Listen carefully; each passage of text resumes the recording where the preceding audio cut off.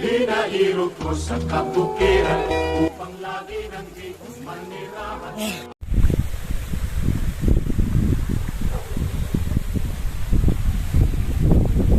Ito po yung isang maganda rito sa lugar na pinaplano naming lipatan. May maliit na buhay na ilog at ito raw po dire-diretso yan sa doon sa kabilang resort. Yung resort doon, nakikita pa ba sa video? Makikita sa video. Yan. Ito. Maganda po rito. Ewan, sana po loobin nga ng Panginoon na dito kami mapatira. Ay, napakaganda po rito. Ayan po. Ayan po yung mga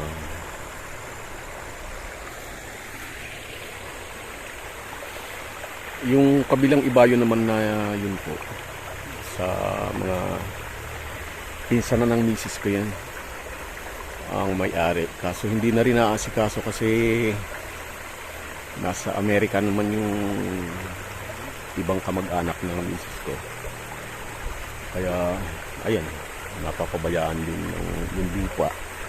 Yung katiwala lang ang namamahala, sila ang tumitingin.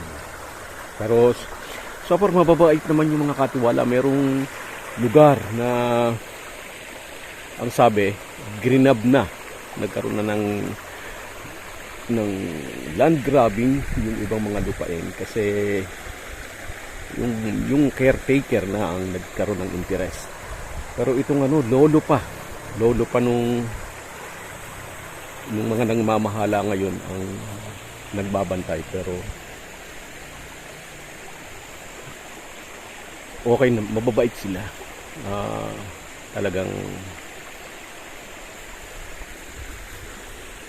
mababait sila. Sila ang medyo umaambon po. Dito nga raw kahit summer, laging paambon-ambon kasi bundok na to. Ang isa pong pumipigil pa sa akin especially na tumira dito sa napakalayong lugar na ito. Ang anak ko po ay sa Manila nagtatrabaho, isang anak namin na siyempre matagal kami bago magkikita kung dito kami mapapatira. It's either nadadalaw kami ron o siya ang pupunta rito. Na talagang mahirap, malayo ang lugar na ito. Kung wala kang sariling sasakyan dito, mahirap. Sabi ng mga taga rito, ang biyahe raw ng jeep dito ay umaga lang, papunta ron sa Kabinti proper, sa bayan ng Kabinti. And then ang uwi ng mga jeep ay hapon na, hihintayin lang yung mga estudyanteng nag-aaral sa bayan. Pero yung ibig mong sabihin ay may mga tricycle at jeep na namamasahero, wala. Talagang dito kailangan meron kang sariling sasakyan. Mahirap na titira ka rito nang walang sariling sasakyan. Pero ang tulad sa maraming probinsya, napakababait ng mga tao rito. Yun lang ang isang advantage dito. Na nagbiro pa nga ako, sabi ko wala na bang NPA rito, malayo nga ako sa lugar. Dati raw, pero mababait naman nga sila, sabi nila. Wala raw namang ginagawang masama. Ito po ay nasa kabundukan ng Laguna, kaya inaasahan naman talaga na marami ritong mga NPA. Pero sa ngayon nga raw, wala na silang nakikita, wala na raw napaparaan na mga NPA. Sa bagay, hindi naman natin sila masisisi. Meron din silang ideolohiya na ipinaglalaban. At siguro, ewan natin, hindi natin alam kung ano ba talaga Pero ngayon nga po, lundab muna tayo rito. Yaks! Ayan. Magbibihis lang po ako ng pampaligo. Maliligo ro kami dito sa ilog kahit malamig.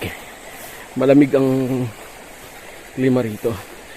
Kahit summer, parang nasa laylayan ka ng Baguio.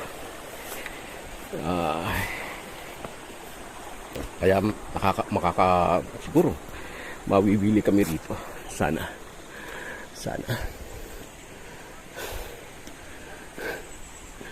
Ito. Nakakatuwa rito. Ito ang magiging bagong lugar namin. Ayun nga, kakalungkot. Siguro yung bahay namin siguro sa Maynila.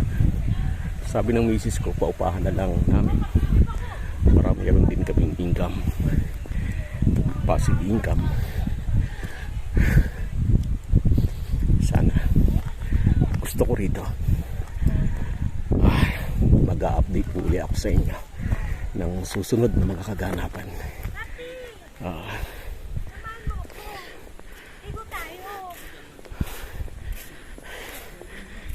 Ha? Sige, ligo tayo.